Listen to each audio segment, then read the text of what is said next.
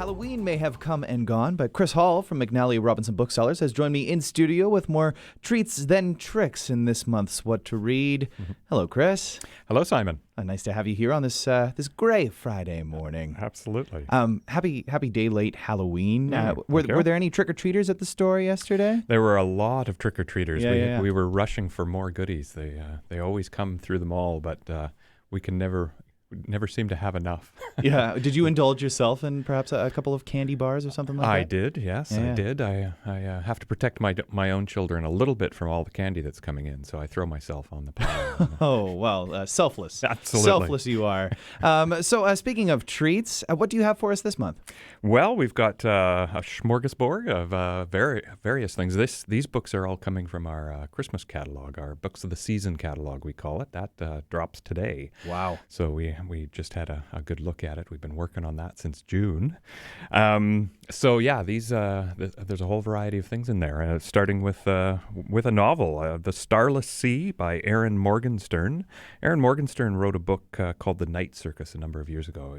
It made a huge splash. All kinds of people still buying it to this day.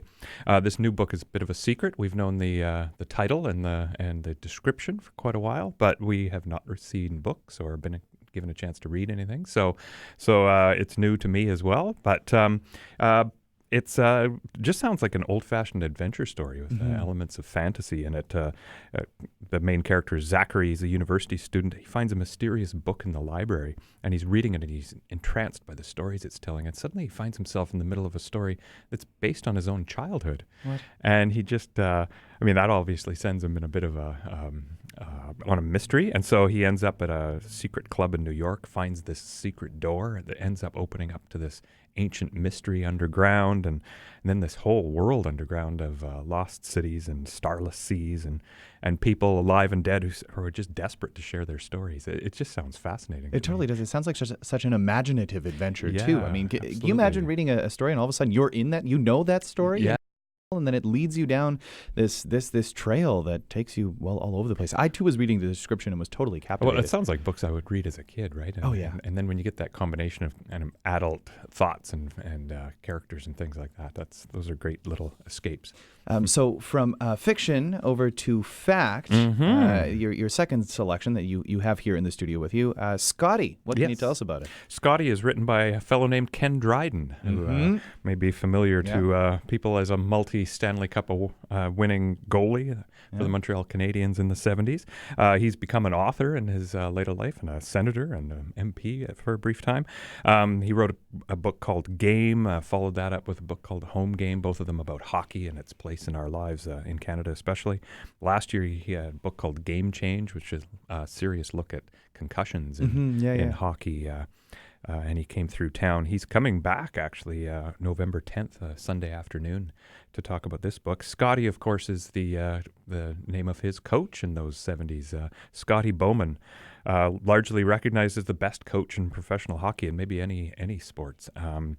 Won more games and more Stanley Cups than anyone else. And one fact I didn't know was his first Stanley Cup to his last Stanley Cup were 29 years apart. I think it was more than that. It was like 39, wasn't it, or something incredible? Is it that much? Yeah, it's a long time. The man with a ring for nearly every finger. He's got 9 Stanley Cup victories. I mean, that is a remarkable tale. It's absolutely remarkable. So, this book is full of stories from those days, especially the Ken Dryden, the 70s, but he also, Ken Dryden, that is, tasks Scotty Bowman with coaching some of the current players and some of the players in between those days and today. What are their weaknesses? What are their strengths? How would you coach against them? How would you coach them? It's got a lot going on. So if you're fascinated by that and you want to hear some more directly from the man, come by next Sunday. Yeah, sort of locker room look. I think so. That is really cool. Yeah. Next on your list, Beyond the Trees, A Journey Alone Across Canada's Arctic.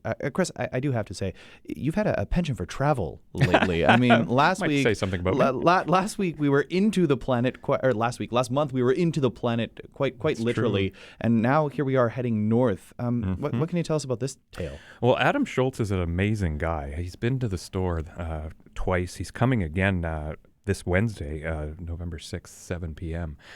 To listen to him talk. He's just so full of enthusiasm. Great storyteller. it comes across in his books as well. He challenges himself to mostly to the north, but he tracks across in his first book across the Hudson Bay lowlands, an area that's so full of marsh and so on. It's really hard to get across. He did it.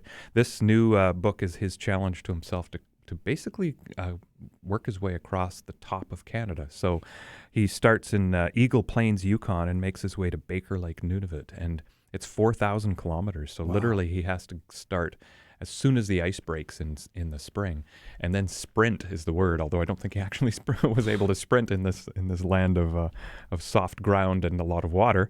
But anyway, he as fast as he can to get to the other side before winter sets in. So he accomplishes that. But he's got a lot of stories from the experience. Talk about a remote part of our country. Yeah, for sure. Can only imagine what he saw up there. I'm sure a stark beauty.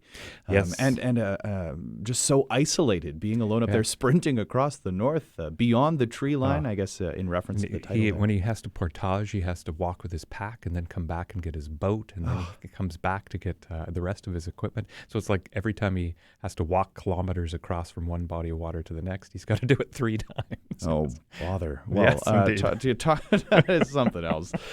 So speaking of water, that kind of segues nicely to this next one. Many Rivers to Cross, Peter Robinson. This is one for all the sleuths out there, I guess? It is, yes. Peter Robinson, he's back with his 26th installment of his Inspector Banks series of mysteries. He's a very popular author with us. We've always sold him very well, so we know there's a lot of fans out there. He's going to come and